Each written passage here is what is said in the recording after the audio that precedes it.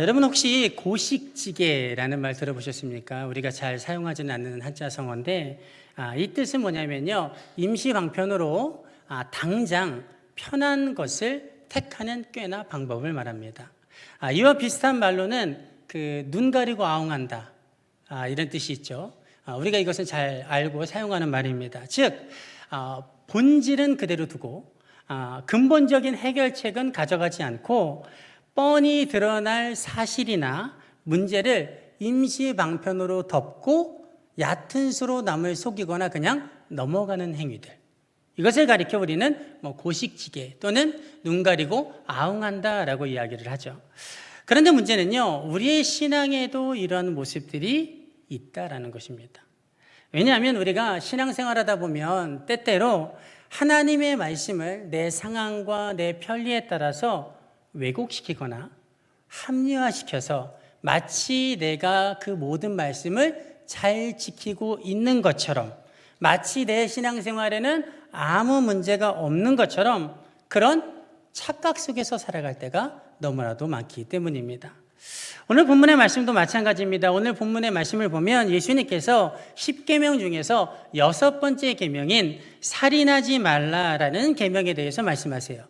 그런데 예수님의 말씀을 잘 살펴보면 예수님께서는 단순히 살인하지 마라, 누구든지 살인하면 심판을 받게 되리라고 기록되었지 않냐, 그러니 너희가 살인하면 안 된다, 이렇게 말씀하시지 않아요. 뭐라고 말씀하십니까? 형제에게 노하는 자는 심판을 받게 되고 형제에게 라가, 즉 멍청이라고 말하는 자는 공회에 잡혀가게 되고 미련한 놈이라고 하는 자는 지옥불에 들어가게 될 것이다 라고 말씀하세요. 즉 살인하는 것만 하나님의 심판의 대상이 되는 것이 아니라 형제에게 분노하고 형제를 무시하고 형제에게 욕을 하는 자들, 다른 사람에게 그렇게 행하는 자들, 그 행위 모두도 하나님의 심판의 대상이 된다는 것이죠. 여러분, 그렇다면 왜 예수님께서는 그냥 살인하지 말라라는 그 말씀만 설명하시지 않고 그 안에 다른 것들을 붙여서 형제에게 너희가 욕하고 그리고 형제를 무시하고 형제에게 분노하면 그것들도 다 하나님의 심판의 대상이 되는 것이다, 이렇게 말씀을 하셨을까요?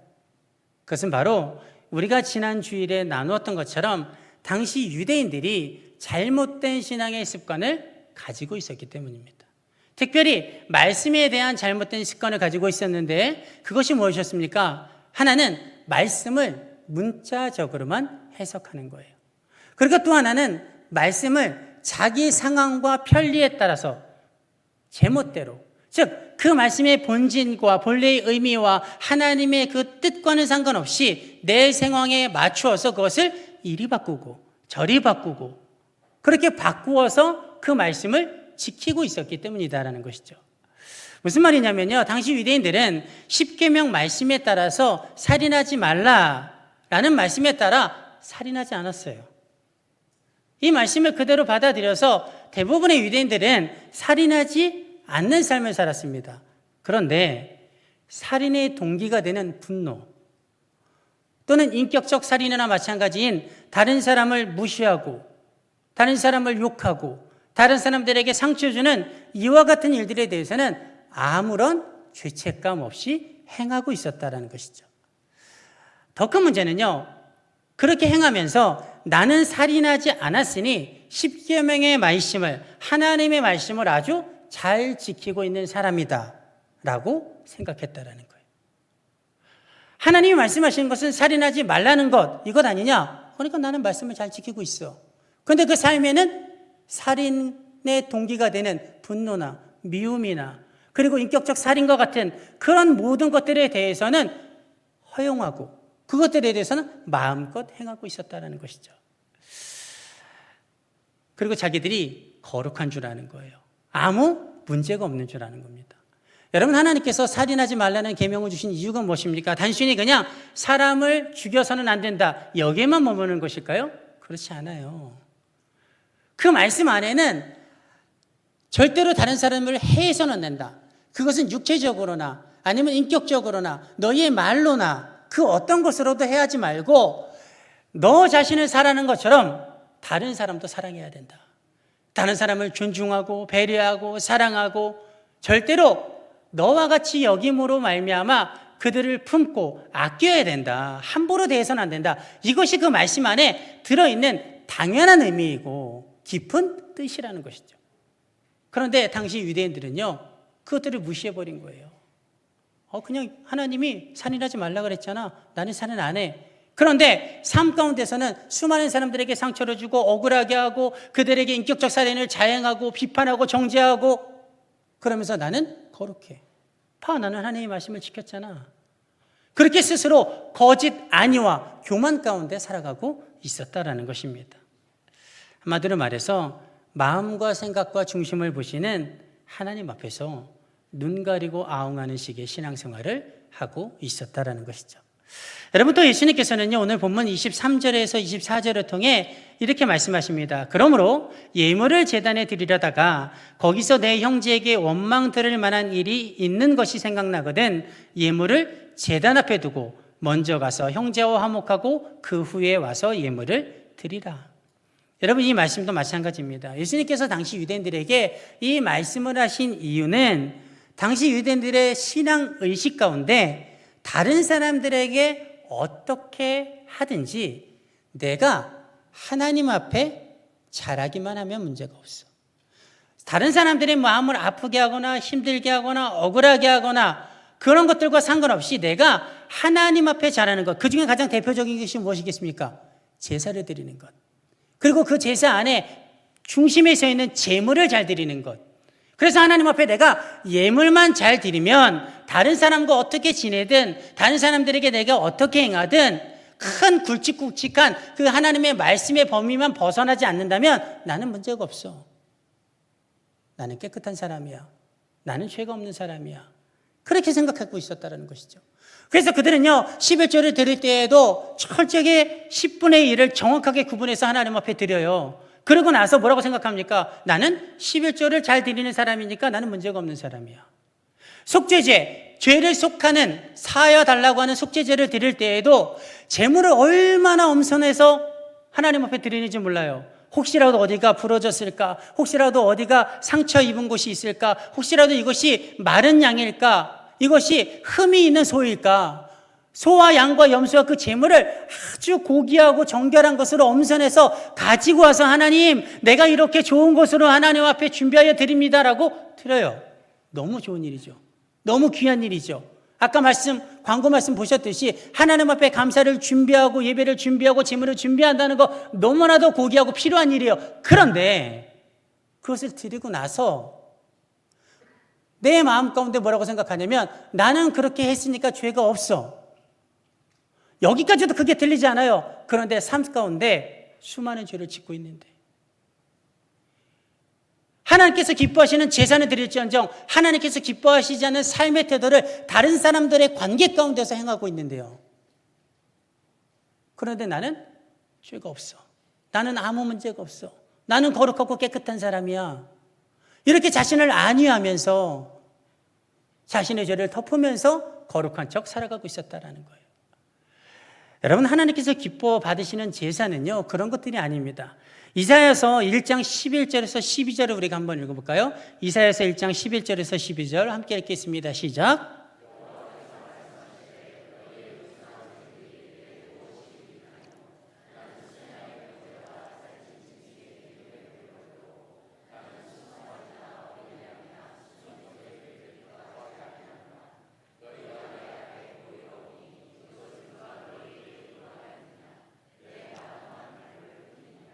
아멘. 여러분, 지금 이사야 선지자가 하나님의 말씀을 대원해서 이스라엘 백성들에게 이야기하는데 뭐라고 이야기하냐면 하나님께서요, 너희가 내게 가지고 오는 재물 하나도 기쁘지 않다. 너희가 수천의 수만의 재물을 가지고 살찐 소와 살찐 양으로 내게 가지고 오는데 나 그거 하나도 기쁘지 않아. 야, 그것들 다 부질없고 소용없는 것들이다. 너희들이 와서 재물을 가지고 바쳤을지라도 내가 받지 않았어. 그러니까 너희는 성전 마당만, 성전 뜰만 그냥 밟고 가는 것과 다름이 없다. 그것이 내게 아무것도 유익하지 않다. 이렇게 말씀하시는 거예요. 하나님께서 왜 그들의 제사를 기뻐하지 않으시고 그들이 드린 제물에 대해서 유익하지 않다라고 말씀하셨는지 아십니까? 그 다음 구절을 보면 나와요. 여러분 이사야서 1장 16절에서 17절을 보면 이렇게 이야기합니다. 너희는 스스로 씻으며 스스로 깨끗하게 하여 내 목전에서 너희 악한 행실을 버리며 행악을 그치고 선행을 배우며 정의를 구하며 학대받는 자를 도와주며 고아를 위하여 신원하며 과부를 위하여 변호하라 하셨느니라. 즉 삶 속에서는 악한 행실을 일삼고 선행을 행치도 않고 정의롭게 살지도 않고 적극적으로 어려운 자들을 돕고 약한 자들의 편에서 적극적으로 서서 그들을 변호하지도 않으면서 하나님께 드리는 그 제물만 잘 드린다고 생각했던 그들의 중심을 하나님이 보시고 너희들이 드리는 그 제물 내가 받지 않아. 그것은 내게 유익하지 않아. 그것은 내가 기뻐하지 않아. 오히려 그것을 가증스럽게 여기셨다라는 것입니다. 여러분 그런데 이사야서가 쓰여진 이 약 700년 전의 사람들이나 700년 후에 예수님이 사역하시던 그 시대의 사람들이나 동일하게 사람에게 어떻게 하든 하나님에게만 잘하면 된다라는 잘못된 그런 신앙의 의식이 자리 잡고 있었다라는 거예요. 여러분 그러면 저와 여러분은 어떻습니까? 혹시 저와 여러분에게는 사람에게만 잘하면, 사람에게는 어떻게 하든 하나님에게만 잘하면 아무 문제가 없지. 하나님에게만 예배하고 기도하고 찬양하고 헌신하고 봉사하고 선교하고 이렇게만 하면 사람에게 조금 잘못해도 사람과 어떤 불화가 있어도 다른 사람의 마음을 내가 아프게 해도 큰 상관이 없을 거야. 혹시 이런 의식이 우리 가운데 자리 잡고 있지는 않냐라는 거예요. 여러분 우리에게도요 안타깝게도 이런 눈 가리고 아웅하는 식의 잘못된 신앙관 또 말씀을 내 상황과 편리대로 내 마음대로 해석하고 합리화시키는 그런 편법들이 자리 잡고 있습니다. 예를 들면요 많은 크리스천들이 가지고 있는 엄청난 신앙의 착각 중 하나가 뭔지 아십니까? 그것은 바로 주일날 1부나 2부 예배만 드리면 나는 안식일을 온전히 잘 지켰다라고 생각하는 거예요. 여러분 생각이 어떻습니까? 여러분 주일날 우리가 1부 예배나 2부 예배만 드리면 우리는 안식일을 온전히 주일을 온전히 잘 지킨 것일까요? 여러분 안식일의 가장 중요한 의미 중에 하나는 뭐냐면요 안식일이 생기게 된 천지창조 사건을 기억하는 겁니다. 여러분 안식일은 천지창조 사건으로부터 시작이 되었어요. 그래서 천지창조 사건과 연결되어진 기념일이 안식일이에요. 이게 시작입니다. 물론 다른 의미도 많이 있습니다. 구속사적인 의미 안에서. 그런데 가장 중요한 것 중 하나는 뭐냐면 천지창조 사건을 기억하는 거예요. 아, 맞아. 하나님께서 천지를 창조하시고 7일째에 쉬셨지. 그리고 거룩한 안식일로 지정하셨지. 맞아. 오늘은 그날이야. 그러면서 하나님께서 천지창조를 하셨다는 것을 다시 한번 상기하는 거예요. 이게 안식일이 우리가 해야 되는 겁니다. 그러면 우리가 이렇게 안식일인 주일날 교회에 와서 맞아. 하나님이 오늘 천지를 창조하신 날이야. 하나님이 천지를 창조하셨지. 아멘. 하고 끝나라는 걸까요? 그렇지 않아요. 그것만 하고 끝나는 것이 아니라 그 의미에서 우리가 붙잡아야 될 중요한 것이 있다는 겁니다. 그게 뭐냐면 하나님의 주권의 회복이에요. 하나님이 이 세상을 창조하셨습니다. 누가 주인입니까? 하나님이 주인이세요.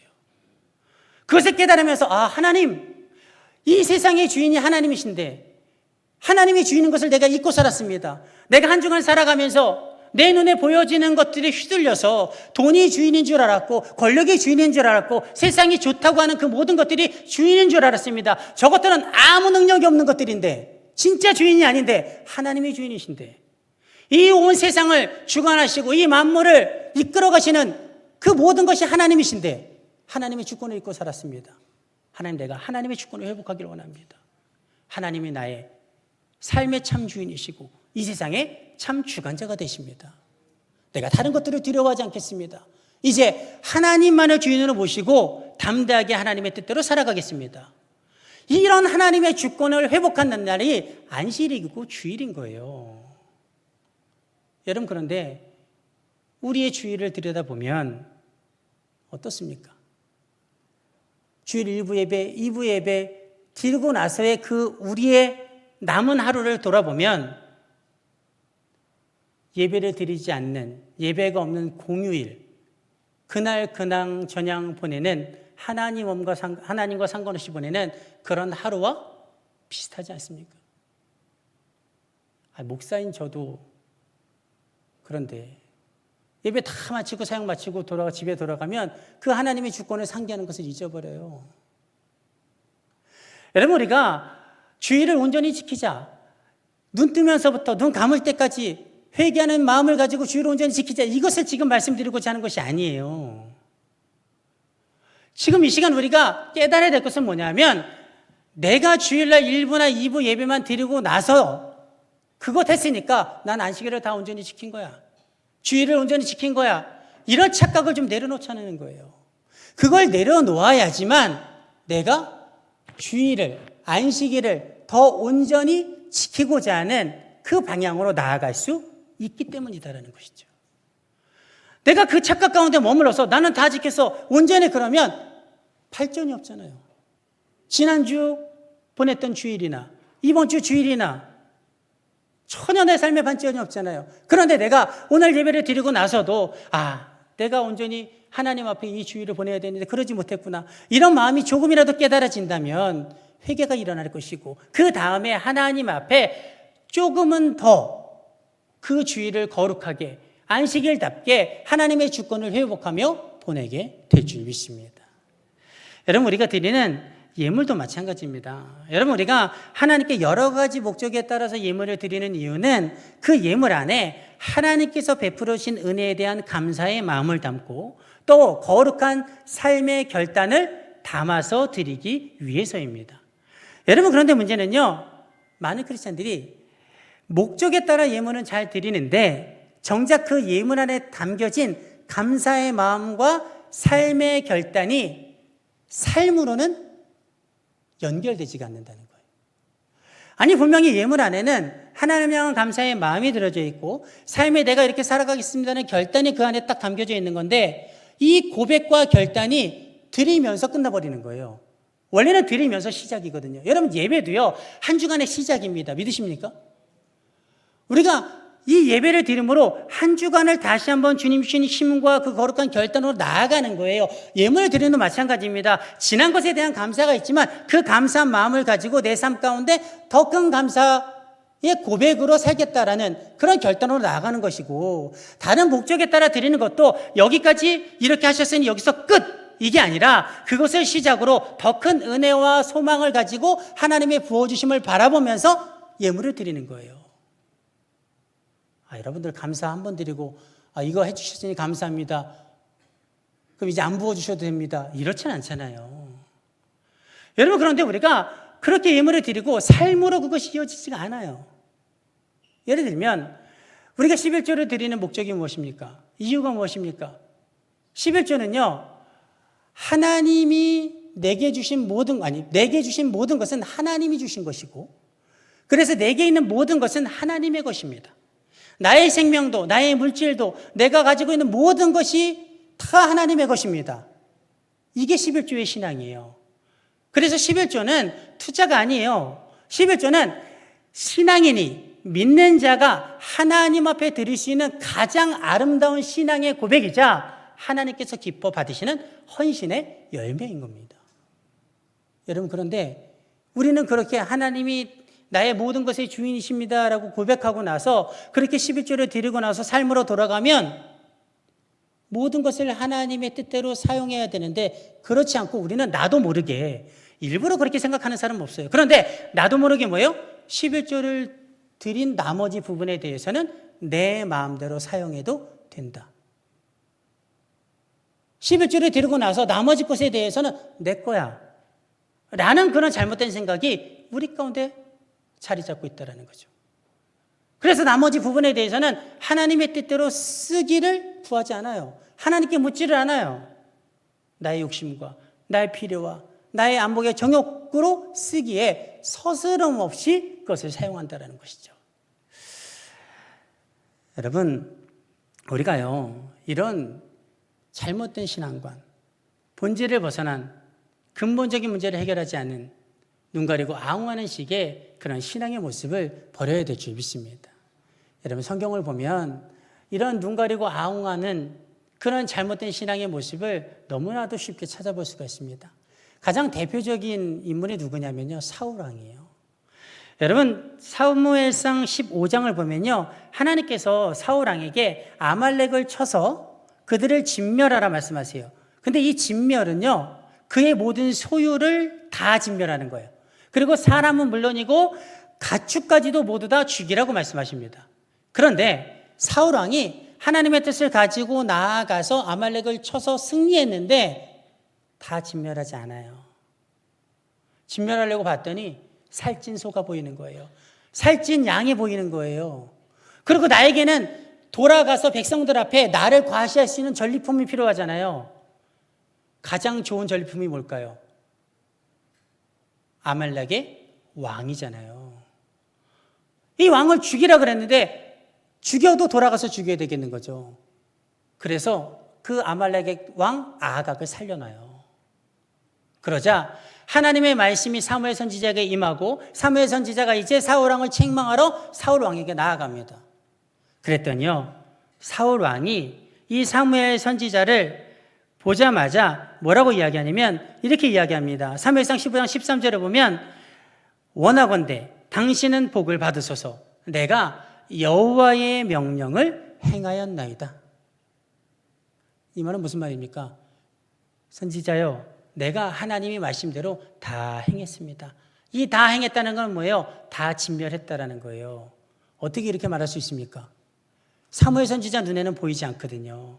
빼돌려 놓은 아각 왕과 그리고 살찐 소와 양이 보이지 않거든요. 그랬더니 사무엘 선지자가 뭐라고 이야기해요? 그러면 내 귀에 들려오는 이 양의 소리와 내게 들리는 소의 소리는 어찌 됨이니까?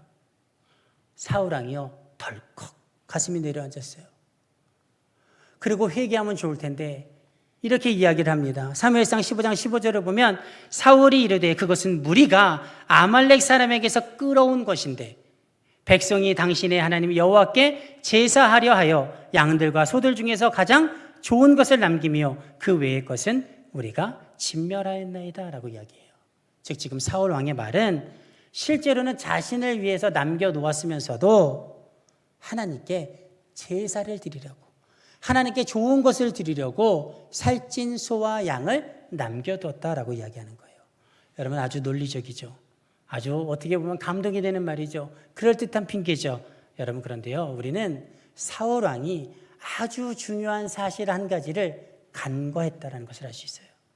여러분, 그 사실이 뭔지 아십니까? 사람은 속일 수 있어도 하나님은 속일 수 없다라는 거예요. 여러분, 그래서 사울 왕의 말로는 끔찍한 최후를 맞게 됩니다. 여러분, 우리가요, 사람은 속일 수 없어요. 나 자신은 속일 수 있어요.